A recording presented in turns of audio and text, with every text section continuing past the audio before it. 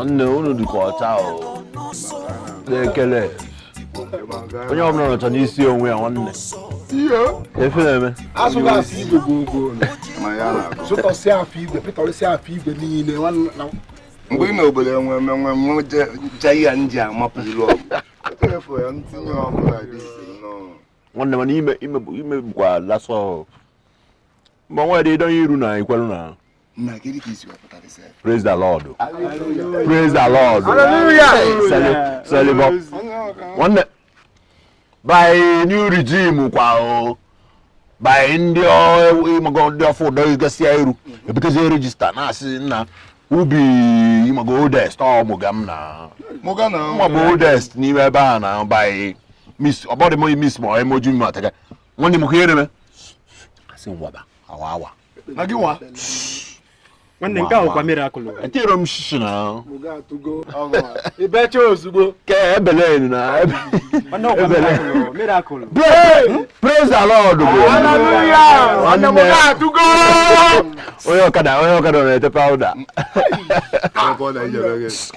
ara kana filling station onye ya soko no and longinus volume ka say kefe na me go since maka wannan me miss in action ba I go to igwe onwe igwe ofa I go to ihe niile na-eme na una na choose mkpọ baho bansa wana ga ngwo na eziokwu amam na nna amapụkwa iru ọgụ by ewelekwa mana ọkwa ifuru obodo a onye ọbụla gbaka aka ọnụ na push omume okeke na yetogo ifoto enwere m I use them joy soap na ndụ m otu am to da nga na ewele ya na obodo a nwamba mmechicha fata ị ga-eficha onye ọbụla eficha full time anụ na agụ ga-eziokwu nwanne fa ya no dia na ịma na ịwasịzi mgbe ga egwu na aramali sopi nwanne mbugharịa isi ozu atọ ozugbo anyị apịagbo ọ bụrụ n'otu a na gbaa afọ ga-azụzụ na ebe azị ma nke mmụọ onyi na mgbadaga ebe ni ọ na-abụ mmapụta na nke mmụọ onyi na ngalọkadonga njiri nsifa mmụọ onyi unu enwe ka eli akwa yenye ime akwa ka lie yenye nini mmiri na-eje na-enye nini ache na akwa ka ebi igo ngwara pụzi ya na mba ọ bụrụ by miss boy emoju mi ma teke o mba kwa o na mgbede a ya adonye iru iwu onwe joint na mgbada ebe ni ebe arụkwa ebe a na-eme domo ya ụmụ akwụna na ya kepta na akọ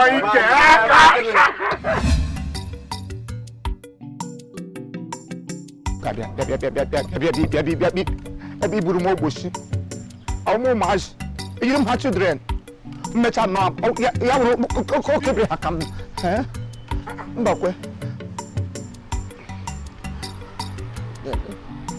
mbakwele otu ime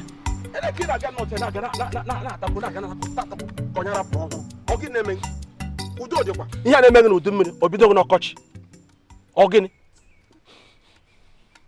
ọgwa mgbe ka m na-aja jiri ọ gịnị na-eme mbakwe mekwasa mmadụ tọm si ihe na-eme m ka mgbe echi na ọ na-aha m ka ochi amadụ m sa akarịrị na-ata nkata na ọ na-ahụ ya ka akọrọ wa atapara nọrọ ka mgbe echi na asịsa ihe na-eme m n'ọnọ fa I never knew that what is wrong with me is close to me. Ị ka na-agba ụka okirikiri ọ gị na-eme kpofu aha ọ gị na-eme gị mbakwe ọmme ọwụnụ nwunye m na nwa m na-eme m ihe a na-eme m yaw ugbu a ka m chọpụtara na nwunye m na nwa m ha wa m sonyere ndụ m Chineke ekwela ihe ọjọọ ha sị na m agaghị arị ndụ nwe ihe ọma na m ga-anwụ in abject poverty. Mba chukwu ama nkwe ka ya gịnị ka ha mere mbakwe Chief Mmeka ụwa niile mehụrụ ọnụ otu proposal to my daughter kwa nwa m nwaanyị na ya ga-alụ ya asọkwa Chief Mmeka kwere nwa m nwaanyị nkwa na ya ga-alụ ya nwa m nwaanyị na nne esi ọmụsọ kama Mmeka ga-alụ nwa m nwaanyị ka moto ugbo ha abụọ ka ha nwụọ kama ka anyị nwụọ in abject poverty kọtala m ọrị mma ihe nwa mụsiri ihe Mmeka ụwa niile tụpụrụ ọnụ kwe nwa m nkwa ihe ndị mmadụ yoga even onye bụ nwa nwaanyị n'afọ ugbu a ga na-asị Mmeka propose otu nwa nwaanyị na-ebu n'afọ mgbe a na-amụ ya enwere onye ga-ahụ ụdị opportunity na-agada grab ya very fast nwa m nwaanyị na nne ya esi ọnwụ sị kama Mmeka ga-alụ ha ka ha nwụọ ọrị mma. Hai! Chief Imo. Bakwa nwunye m ọkwụ ya m nọ n'elu o. Mechie ọnụ. Asị gị mechie ọnụ rere. Ị makwa ihe. Ọkwa ịgba na m ga-ege ntị ka m gwụta ezigbote ihe ị ga-ekwu. Ya nwere ịkwadoro ka nwa gị nwaanyị na-eribere afọ 18 ka Chief Mmeka larụ ụlọ ụwa nka ji ụmụ nwaanyị isii ka ọ bịa lụọ nwa nwaanyị ka ọ rụrụ ka 7 gị nọgara gọshọrọ mmiri na ihe ọma mere ime ele otu ihe eshewe ihe ọma nye m ị na-echekwa eche ihe ndị mmadụ ga-ekwu ma ha n'ụdị ihe ekwadụ m anyụ arụ abakwala m ihe ọbụla onye mere gị ihe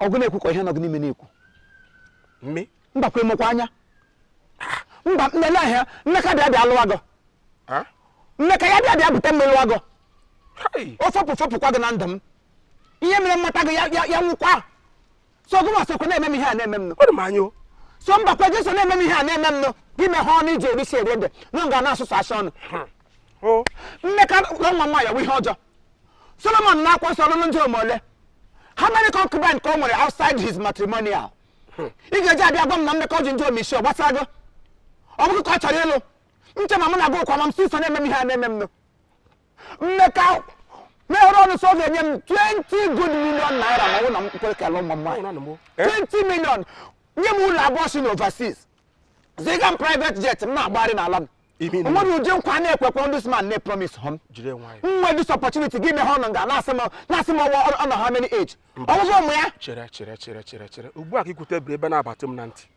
mana nkwa Chief Mmeka kwere m ị gwakwara nwunye gị na nwa gị silekwa ihe nwoke na kwuru ma ọ na ha kwete agbara m ya ọtọ ọ nọ na n'ihu ha kwe ha nkwa nwa bebi ihe na-ekwufọbedu kwuo ya n'ezu kwụpụ ya kwụsị ahụ kwụghọla ya bụrụ ego ya bịa ọtị ya dị ready to do it m nọ n'ọrụ ka m na-ahụ nga enyere m 20 million na-ahụ nga ebujiri m ụlọ na-ahụ nga m nọ n'ime plen na-aga nwoke nwunye m sọ bụ na ị nọ na mkpọkpọ ụlọ na ọrụ ya kara ya ọkụ magịda awa ọgịda ere enwe ihe agwụ anyị ga-abụ ịma ihe m na-achị gwa gị na ị ga-eji nwayọọ cool down aga m akpọ nwunye m pịala lue demi ya ọdụ gwu ya okwu mmadụ na-agwa nwunye nwanne mmadụ ama m na ka mgbe eji lọta ọ da agbagha m okwu m gwu okwu ọ ga-anụ ihe m kwuru yes aga m agwụ ya okwu ka ọ kwete mana echefula ọwụ na ekwete n'ime 20 million a inye m 5 million m nwere chọkwala onwe m maka enwere ka 5 million enwere m anya ukwu ogwe rie shi ya wụ takwa amaghị shikwe bịa a ga-eberere ya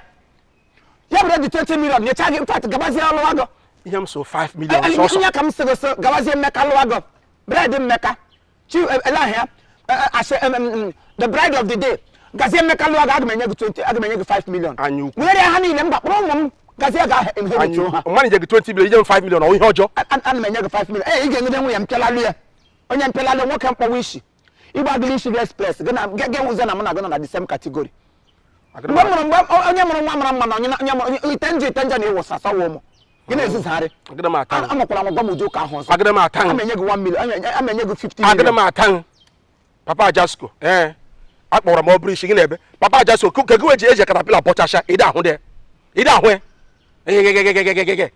ị ga-enye m 5 million naira n'ime ego ọ gịrị awa ọkụ m gwa nwunye ekwele ọ gị na-eme kote m si ele gị elewe m him say lego when you amuso ọcha amuso ehi ọcha me you cannot do more than you have done anyway I don't have your time I have a lot of important things to attend to by the time I am done my baby goes through with ungrateful and ungrateful and outstanding ungrateful personality like you I blame myself for standing here with ingrateful and ungrateful personality like you idiot of no in comparison you the awkward personality I bring myself too low. I succumbed under your iniquity. I will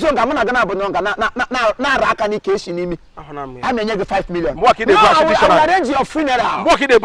I will arrange your funeral. Stupid man. Stupid man. 5 million in your walk. Shapeless ameba. Don't push me. I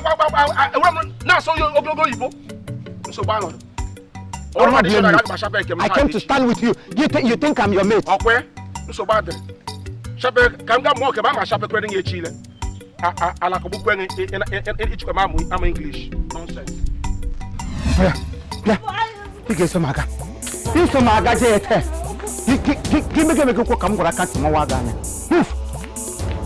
Come na go. Ele heri chagi na ewu. Kedi heri chagi na ewu. Anu ka na body shakwara. E kwanyi magwaga. Ihe wulo so go ngo. Ige osogide mo tairo na nke chifu mmeka. Iron ga ngigu so ni hu yote. Sebrala ni hu ya as your loving darling husband. Sebrala gba chifu mmeka that you love him. No ya maka choro elu. Gini ya choro ni choka gini adie until ndo ga agwo. Papa by force. We mami chage mi. O di ko eki o kan ye. O gbebe sokeje. Ejimanya meme. Mba wi mim kam jeme. Ejimma imi. I am acting under the influence of my anus. Odo anyam kan jeme. Ihuru okpurikpo ogo awu ma aso ogbogi hanu hana piam aiwa tupu nwoke a na-ekuta aiwa ha nwaja ka ha tie marry you. Give you good opportunity like this. Young na akrom nonsense. Na akrom akụkọ Mike Ejeagha. Ị ga-eso ma ịlụcha na mmeka. Ọ dịzi mmadụ nwe ogo nwere ego dịzi dị around. Ịmakwa ihe mmadụ iwu landlord overseas. Nwoke asọ ga-eme landlord overseas ya mafee Nigeria ga abroad ga nye m landlordship. One ọnọdụ m gana nne gị na-agwa ya ma aja ị ga-eso maka nka taa. Ọkwa m taa ị ga-eso m gabe Mmeka si ya Mmeka yes I do. Maka ekwuli ya ị ka hụ ihe m ga-eme. Move. Papa iwe kwaduru. Ota ka ndị nna ndị ọzọ si akwanye nwa ha n'ije like onye ọ chọrọ ịnụ. Adị m agakwa ebe ahụ. Awụdụ m ndị nna ọzọ. Ihe m nwewo Chief Imo worldwide. Single-handedly Chief Imo worldwide. I don't belong to any nna. So don't compare me with nna. Nyamowo onye nna. Neme ihe ndị nna. Uwe benzo geje itokwu ige meru maru. Ikataniata. Ikataniata. Come on.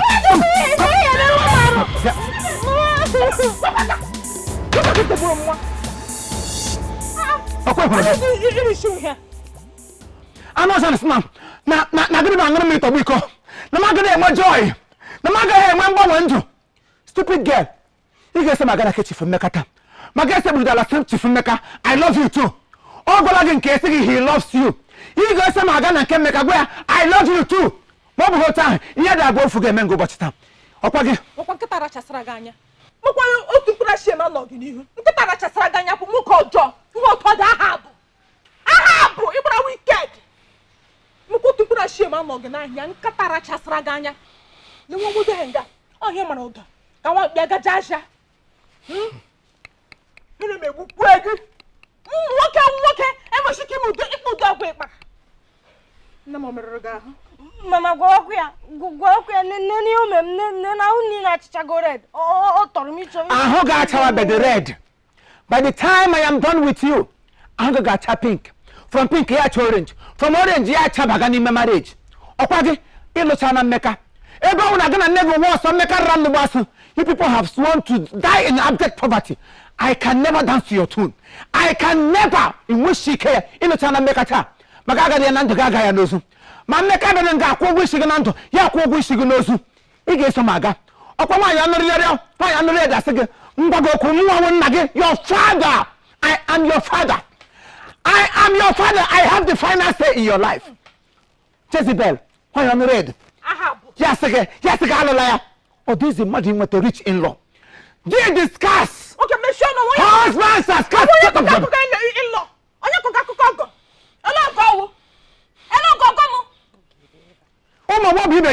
On our opportunity to Boya. Just look at a beautiful, handsome, good-looking old man. The catch from Mmeka. Mmeka is beautiful to my liking. I like the way he looks. Very strong.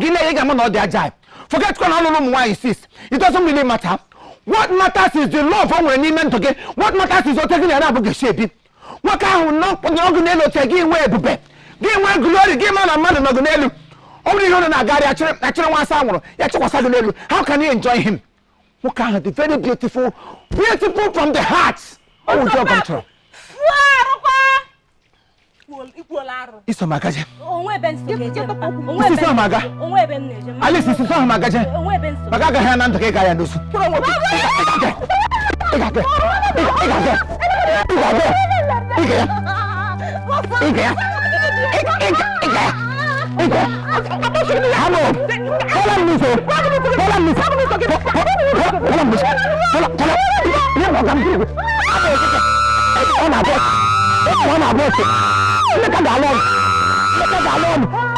All right, thank you very much. This is Chief Imo and his crew.